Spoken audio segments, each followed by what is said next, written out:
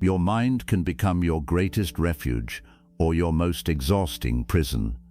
One negative thought enters, then another follows. Soon, you are replaying the past, fearing the future, judging yourself, and carrying problems that are not even happening right now. Buddhism teaches something powerful. You do not have to fight every thought, believe every thought, or become every thought. The moment you learn to observe negativity without feeding it, it begins to lose its control over you. In this video, you will discover how to free your mind from the thoughts that drain your energy, disturb your clarity, and keep you trapped in unnecessary suffering. And once you understand this, you may never look at your thoughts the same way again. 1. Stop believing every thought that enters your mind. The mind produces thoughts constantly. Some are useful, some are memories, some are fears, some are judgments, some are imaginary conversations that have never happened and may never happen. Yet one of the greatest causes of suffering is that we treat every thought as though it deserves our trust. A negative thought enters the mind and immediately we obey it. You are not good enough. We believe it. Something bad is going to happen. We believe it. They do not respect you. We believe it. You will never change. We believe it. The thought may have appeared for only a second, but because we gave it our attention, it begins to grow. We repeat it. We add evidence to it. We search our past for proof. We imagine the future through the same negative lens. Before long, one passing thought has become an entire emotional reality. Buddhist wisdom asks us to look carefully at this process. A thought is not the same thing as truth. A thought is a mental event. It appears because certain conditions have come together. Perhaps you are tired. Perhaps someone criticized you. Perhaps an old memory was triggered. Perhaps your body feels tense. Perhaps you watched something disturbing. Perhaps you are worried about tomorrow. The mind takes these conditions and produces thoughts. But because the thought appeared inside you does not mean that it represents reality. Imagine sitting beside a river. Leaves float past on the surface. You do not jump into the river and chase every leaf. You simply watch them pass. This is how you must begin relating to negative thoughts. When a thought appears, do not immediately fight it and do not immediately believe it. Observe it. You might silently notice, a fearful thought is here, or the mind is judging again, or the mind is imagining the worst. This small shift changes everything. Instead of saying, my life is going to fall apart, you recognize the mind is producing a thought that my life might fall apart. Those two experiences are completely different. In the first, you are trapped inside the thought. In the second, you are observing it. Awareness creates space, and space creates freedom. The Buddha taught that suffering is deeply connected to attachment. We usually think of attachment as attachment to people, possessions, or outcomes. But one of the strongest forms of attachment is attachment to our own thinking. We become attached to our opinions. We become attached to our fears. We become attached to the stories we tell about ourselves. We become attached to interpretations of what other people meant. We become attached to memories of what went wrong. Sometimes we even become attached to our suffering because we have repeated the same mental story for so long that it has started to feel like part of our identity. You may have told yourself for years, people always leave me. Then every disappointment becomes proof. You may have told yourself, nobody understands me. Then every disagreement strengthens the story. You may have told yourself, I always fail. Then one mistake becomes more important than 10 successes. This is not because reality is necessarily supporting your belief.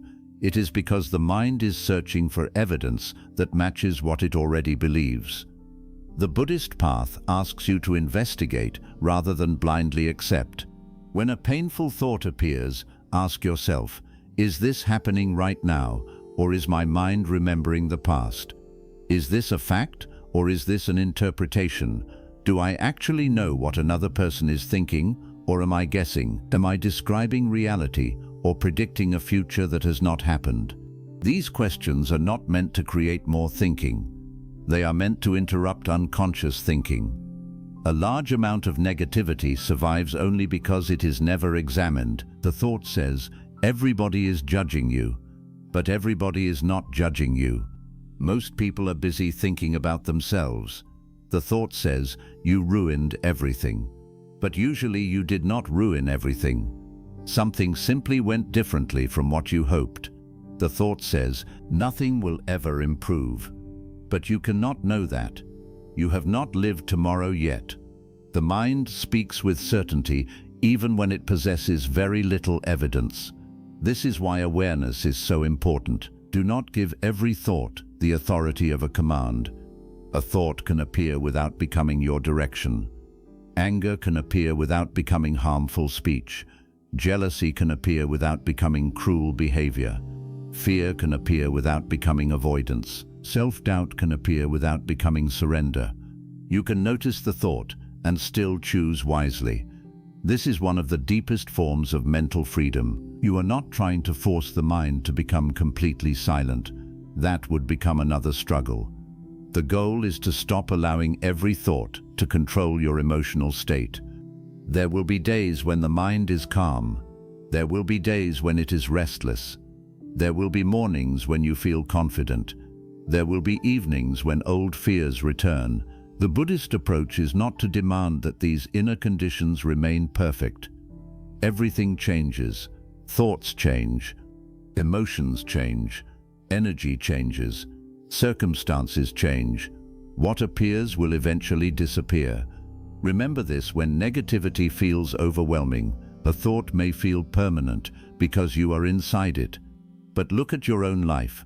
How many worries once consumed you that you barely remember today? How many things seemed unbearable that eventually passed? How many fears never happened? How many situations changed without your permission? The mind forgets impermanence whenever it becomes afraid. It behaves as though this moment will last forever. This sadness will always be here. This anxiety will never end. This situation will never change. But impermanence is operating even while the mind complains. Your body is changing. Your emotions are changing. The environment is changing. Other people are changing. Your understanding is changing. Nothing stays exactly as it is. So when a negative thought appears, remember that the thought itself is temporary. You do not need to defeat it. You need to stop feeding it. If you stop repeating it, defending it, analyzing it, and building imaginary futures around it, many thoughts disappear naturally.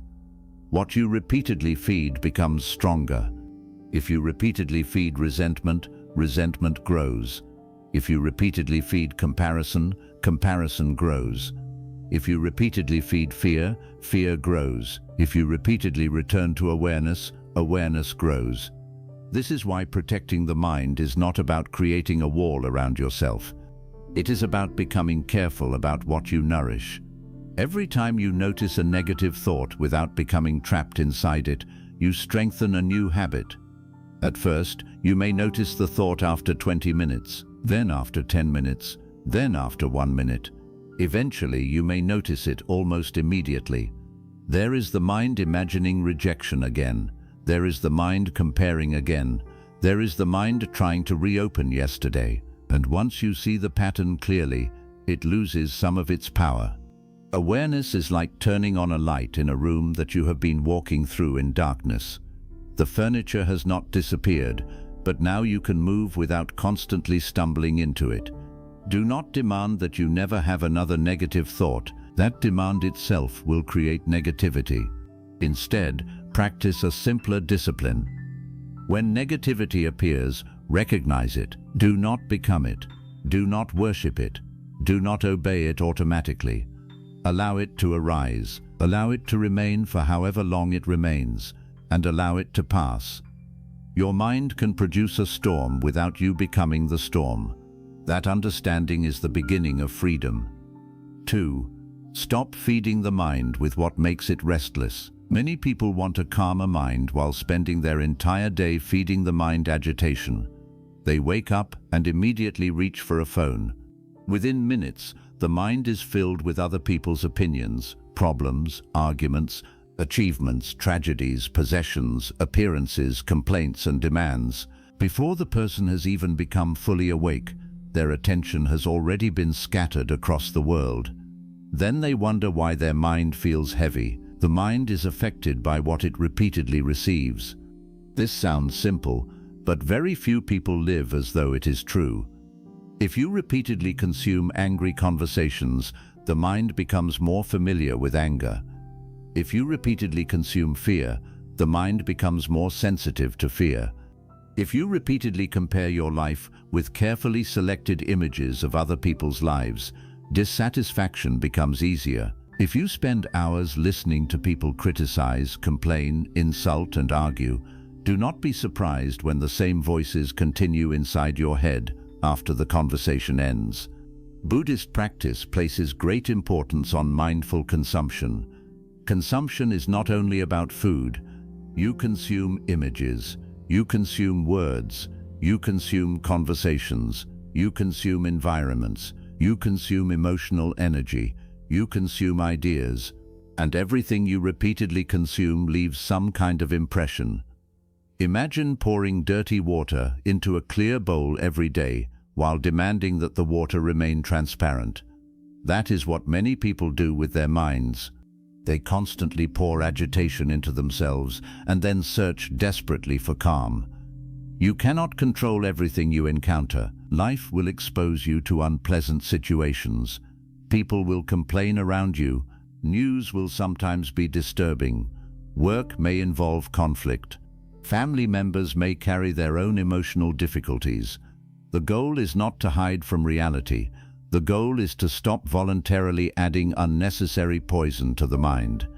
Ask yourself a serious question. How much of the negativity you experience each day is unavoidable, and how much of it are you repeatedly inviting into your attention?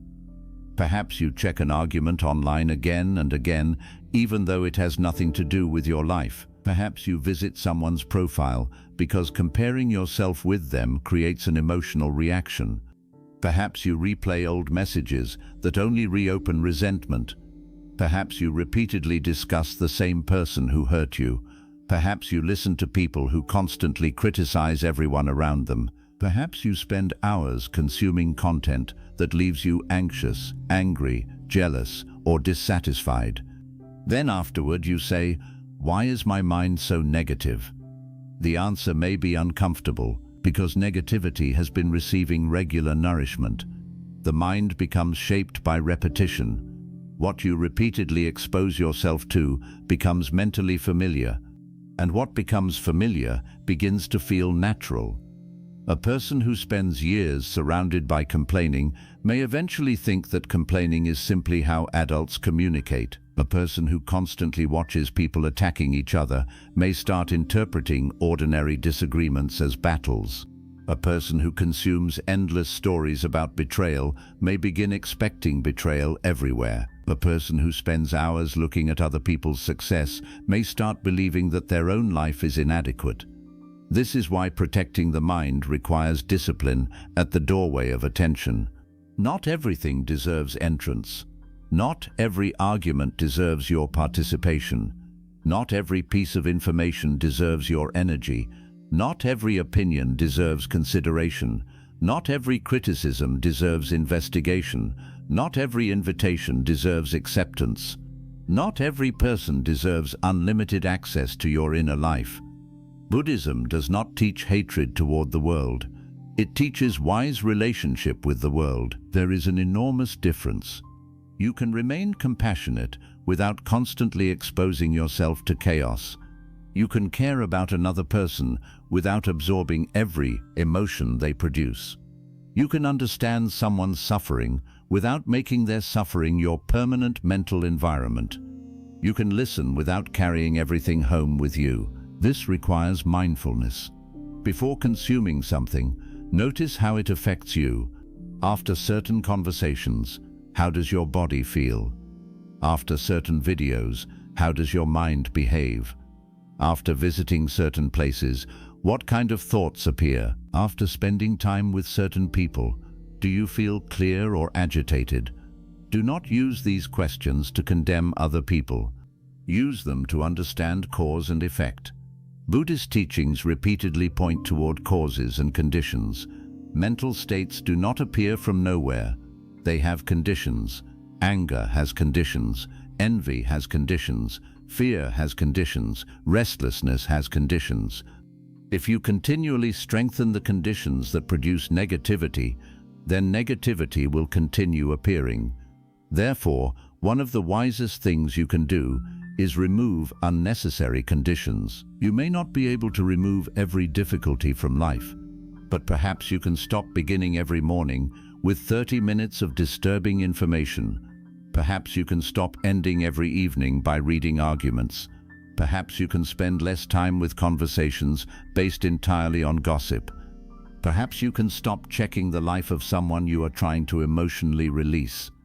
Perhaps you can stop listening to voices that constantly tell you that you are behind, inadequate, or missing something. Protecting your mind may sometimes look very ordinary.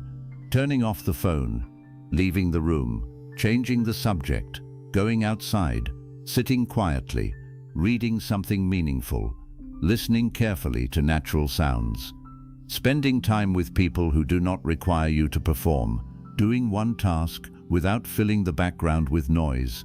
These choices may not look dramatic, but their effect accumulates. The nervous system learns from repeated experience. The mind learns from repeated attention. If you provide the mind with constant stimulation, silence may initially feel uncomfortable. That does not mean silence is wrong. It means agitation has become familiar. Many people discover that the moment they sit quietly, thoughts become louder. So they immediately reach for distraction, but this prevents them from learning an important skill, the ability to remain present even when the mind is uncomfortable. At first, silence may reveal everything you have been avoiding: old resentment, unfinished worry, fear, loneliness, regret. That can feel unpleasant, but constant distraction does not remove these things. It simply keeps them hidden. Mindfulness allows you to see what is already present without running away. And once something is clearly seen, your relationship with it can begin to change. You do not need to turn your life into perfect isolation. Balance is wiser. Use technology, but do not allow it to control your attention. Stay informed, but do not live inside a stream of disaster. Support others, but do not become emotionally responsible for every problem around you. Enjoy entertainment, but notice when entertainment becomes escape. Participate in society, but preserve spaces where the mind can return to simplicity. One of the greatest protections for the mind is simplicity. A simple walk, a simple meal, a simple conversation, a few minutes of quiet breathing, a clean room, a deliberate pause before opening another application, one task performed completely.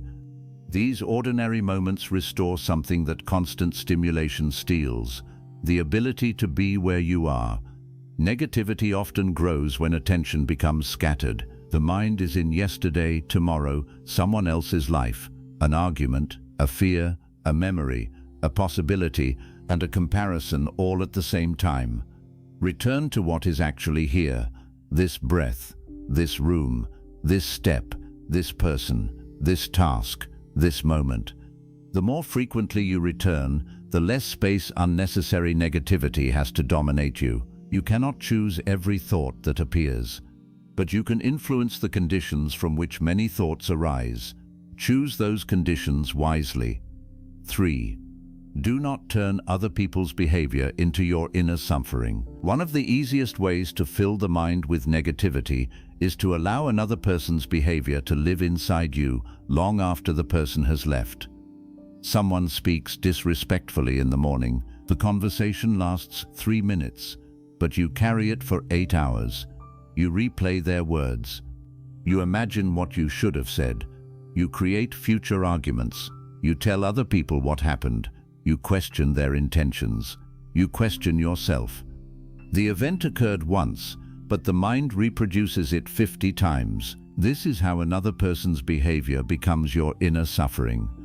Buddhist wisdom asks us to distinguish between pain and the additional suffering created by attachment. Someone may genuinely behave badly. This does not mean you must pretend that everything is acceptable. Buddhism is not passive surrender. You can set boundaries. You can leave harmful situations. You can speak clearly. You can refuse disrespect. You can protect your time and your emotional energy. But after wise action has been taken, continuing to mentally punish yourself with the event serves no useful purpose. The mind often believes that replaying a situation will somehow solve it. If I think about it enough, I will understand why they did this. If I replay the conversation, I will find the perfect response. If I stay angry, I will protect myself. But many situations cannot be solved through endless thinking. Sometimes the person behaved according to their own conditioning, their insecurity, their fear, their anger, their expectations, their habits, their lack of awareness, their suffering. You may never receive an explanation that satisfies you, and waiting for another person to provide emotional closure can become another form of attachment. You begin telling yourself, "I cannot move forward until they apologize." Now your freedom depends on their behavior. "I cannot feel okay until they understand what they did." Again, your inner state depends on them. "I need them to admit that I was right." Again, they possess the key. This is dangerous. Your mind becomes tied to another person's level of awareness. Buddhism offers another possibility.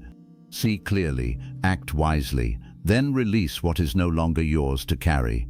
A person's behavior tells you something about the condition of their mind. It does not automatically define your worth. Someone may criticize you. Their criticism could contain useful information. Examine it calmly. If something is true, learn from it. If something is false, why carry it?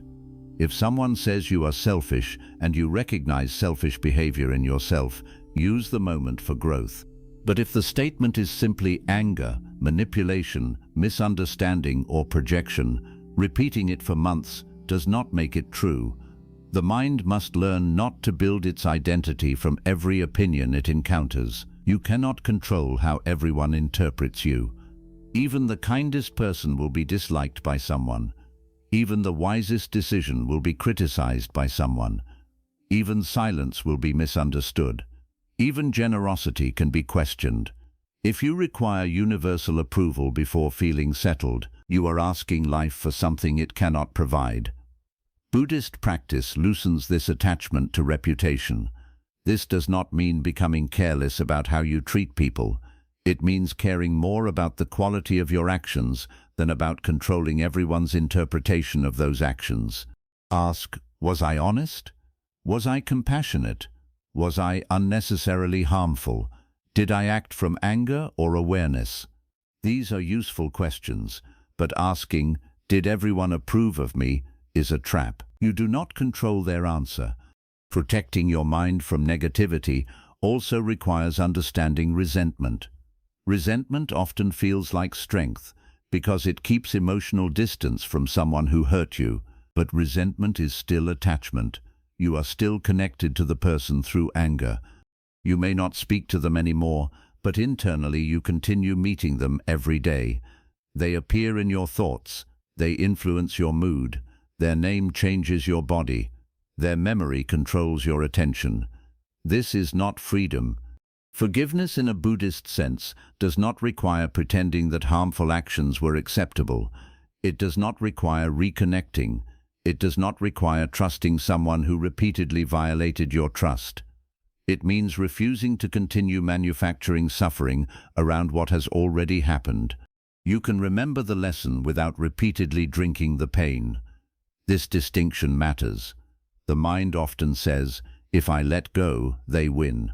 But letting go is not a reward for them. It is the end of your unnecessary participation. Imagine holding a hot piece of metal because someone else placed it in your hand. You refuse to release it because you want them to understand how badly it burned you. Who continues getting burned? You do. Release is an act of intelligence. When another person behaves negatively, practice seeing the chain clearly. First comes the event. Then comes your immediate emotional reaction. Then comes interpretation, then repetition, then identification. The event might have lasted seconds. The suffering may continue for weeks because the mind continues feeding the chain. Break the chain earlier. When you notice yourself replaying the situation, ask, is this thought helping me take wise action, or am I simply repeating pain? If useful action remains, take it. Have the conversation, set the boundary, make the decision, leave the situation. Clarify the misunderstanding. But if no useful action remains, thinking more is not wisdom. It is mental habit. Return to the present. Notice the body. Feel the breath. Notice where anger is held. Do not create a story for a moment. Just feel the physical experience. Tight chest, warm face, tense jaw, fast heartbeat. When you stop feeding the story, emotions often begin moving naturally. Emotions are not permanent objects. They are processes. They rise, they change, they fade. But stories can keep reviving them. This is why someone can become angry about the same event 100 times. The body was ready to release the emotion. The mind kept reopening the file. Close the file. Not because the event did not matter, because your life still matters. You have limited attention, limited days, limited energy. Every hour spent mentally arguing with someone who is not present is an hour of life given away. You do not need to become indifferent. You need to become selective. Some things deserve action, some deserve reflection, and some deserve to be left behind. A protected mind knows the difference. 4. Release comparison, because comparison creates endless dissatisfaction.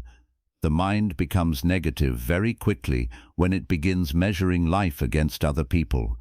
Someone has more money, someone looks younger, someone has a larger house, someone receives more attention, someone's children appear more successful, someone travels more, someone has a relationship you do not have, someone seems more confident, someone reaches a goal before you, and suddenly a life that felt acceptable 5 minutes earlier begins to feel inadequate. Nothing about your life changed. Only the comparison changed. This is one of the clearest examples of how suffering is created internally. Comparison convinces you that your experience should look like someone else's experience, but no two lives contain exactly the same conditions. Different families, different bodies, different opportunities, different responsibilities, different losses, different advantages, different timing, different karma in the broad Buddhist sense of actions, causes and consequences. To compare the visible surface of two lives as though they should produce identical results is irrational. Yet the mind does this constantly. It sees someone's outcome, but not the thousands of conditions behind that outcome. You see the successful business. You do not see the years of uncertainty. You see the happy photograph. You do not know what happened before or after it. You see the confident person. You do not see the insecurities they manage privately. You see the beautiful home. You do not see the debt, sacrifice, family conflict, or work required to maintain it. The mind compares your complete private experience with another person's visible surface. You are guaranteed to lose that comparison. Buddhist wisdom redirects attention from comparison to understanding. Instead of asking, why do they have what I do not have? Ask, what conditions am I creating in my own life? This question returns your power. You cannot control someone else's path. You can influence your actions today. Comparison looks outward. Practice returns inward. Suppose someone is more disciplined than you. Jealousy says, why are they better than me? Wisdom says, what habit could I learn from them? Suppose someone has achieved something you want. Jealousy says, their success makes me smaller. Wisdom says, their success proves that such an outcome is possible under certain conditions. Suppose someone has something you may never have. Attachment says, my life is incomplete without that. Wisdom asks, can I still live meaningfully with the life that is actually here? This is a difficult question, but it is freeing. Much suffering comes from refusing the life that exists because you are emotionally attached to another version of life. You think by this age you should have achieved more. You think your family should behave differently. You think your body should look different. You think your career should be further ahead. You think people should recognize your value. You think your past should have happened another way. Every should creates friction between reality and expectation. Some expectations are useful because they guide improvement. But when expectation becomes rigid attachment, the mind starts fighting reality, and reality always wins. Buddhist practice does not ask you to abandon goals. It asks you to hold them more lightly. Work toward improvement without turning your current condition into an enemy. You can want to become healthier without hating your body. You can want financial improvement without despising your present life. You can want companionship without treating solitude as failure. You can want success without making your worth dependent on applause. You can change without insulting who you are today. This is essential. Negativity often hides behind self-improvement. The mind says, I am only motivating myself. But listen carefully to the language. You are lazy. You are behind. You wasted your life. Look how successful everyone else is. You should be ashamed. This is not wise motivation. It is hostility directed inward. Would you speak to a child this way and expect them to grow with confidence? Then why do you think relentless self-criticism will produce a stable mind? Buddhist compassion must include the person sitting inside your own body. Self-compassion does not mean making excuses. It means looking clearly without cruelty. You can say, I made a mistake. That is different from saying, I am a failure.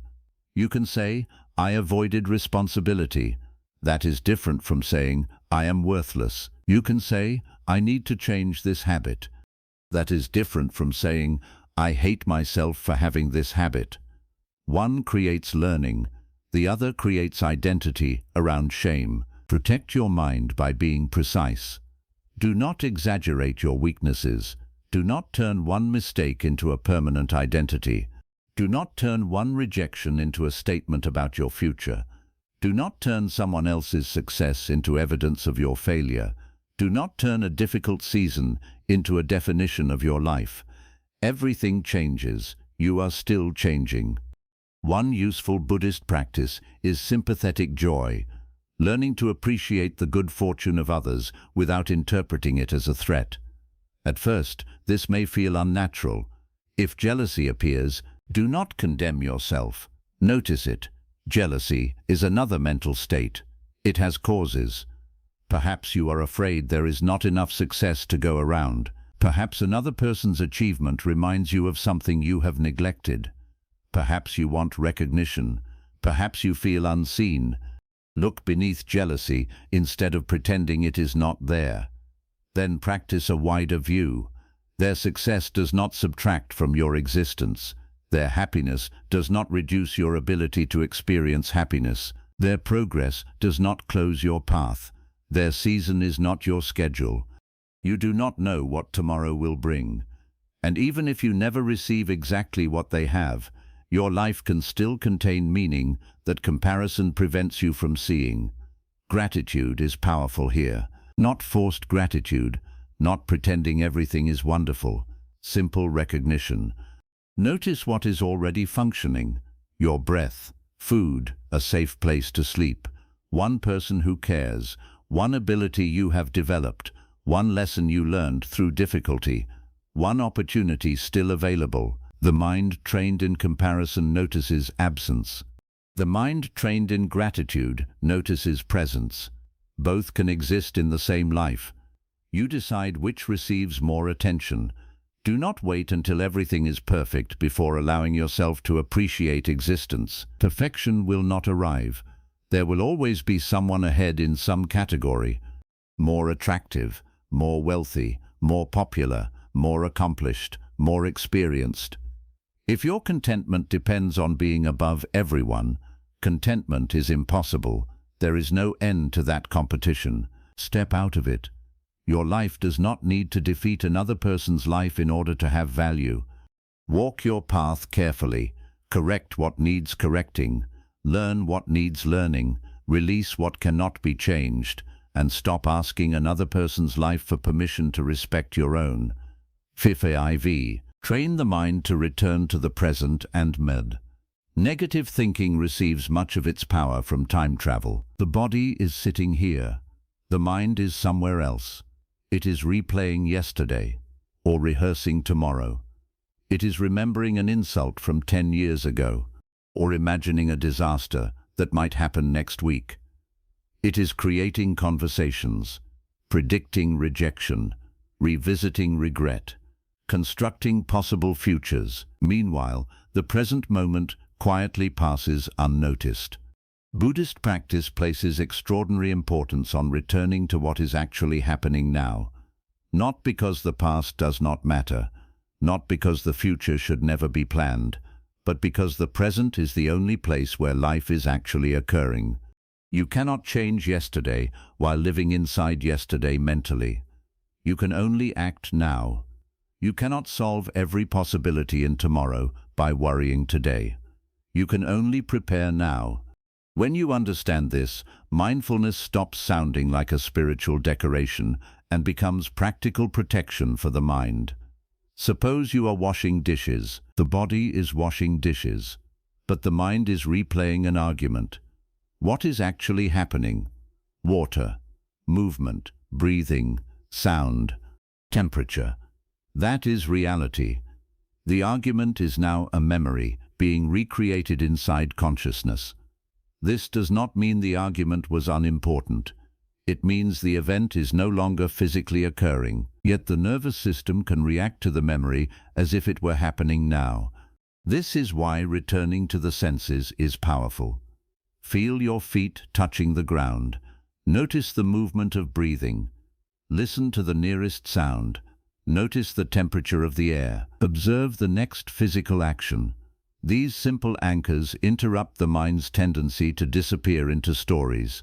You are teaching attention to return home. Do not expect to remain perfectly present all day.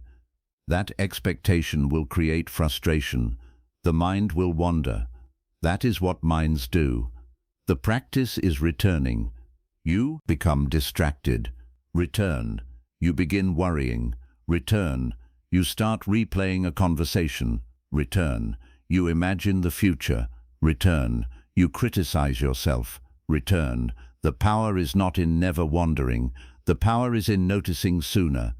Every return strengthens awareness. Think of this like training a muscle. One repetition may seem small, but thousands of repetitions change capacity. Each time you return to the present, rather than feeding unnecessary negativity, you are training a different mental habit. Over time, the gap between thought and awareness becomes clearer. You begin recognizing the early signs of a negative spiral.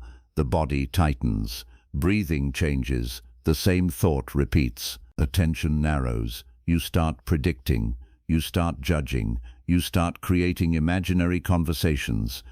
Instead of discovering the spiral an hour later, you notice it near the beginning. This is progress. Then you can pause. Take one conscious breath, not because breathing magically removes every problem, because breathing reconnects attention with the body and the present. Feel the full inhalation. Feel the full exhalation. For one breath, you do not need to solve your whole life. Then another. This can interrupt automatic momentum. Mindfulness also allows you to see that unpleasant emotions can be experienced without becoming emergencies. Sadness can be felt. Fear can be felt. Anger can be felt. Loneliness can be felt. Disappointment can be felt. The mind often creates extra suffering because it immediately says, I must get rid of this feeling. Now there are two problems, the original feeling and resistance to the feeling. Buddhist practice teaches another response. Know what is present. If sadness is present, no sadness is present. If anxiety is present, no anxiety is present. If anger is present, no anger is present. You do not need to decorate it with a story. I should not feel this. This means something is wrong with me. This will never go away. Other people are happier. This ruined my day. Those sentences add layers. Try experiencing the emotion more directly. Where is it felt in the body? Is there heaviness, pressure, warmth, tightness, restlessness? Notice sensation without immediately naming the entire future. Often you will discover that the raw physical experience is more manageable than the mental story surrounding it. This is one of mindfulness's greatest gifts. It separates direct experience from interpretation. A tight chest is one thing. My entire future is going to collapse is another. A person not replying to a message is one thing. They no longer care about me and I will always be alone is another. A mistake at work is one thing. I destroy everything I touch is another.